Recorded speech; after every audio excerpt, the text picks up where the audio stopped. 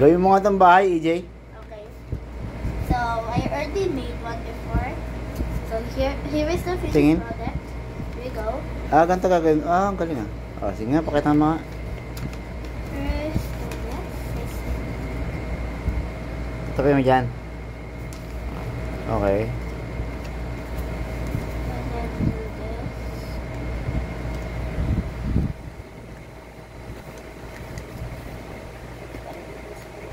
Fold in half. And then,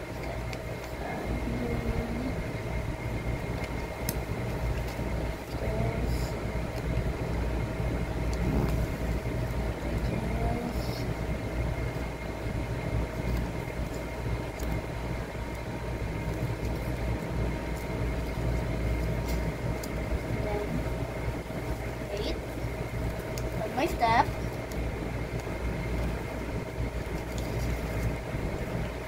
And we're done. tingin nga. Not that good because I was rushing. Here you go.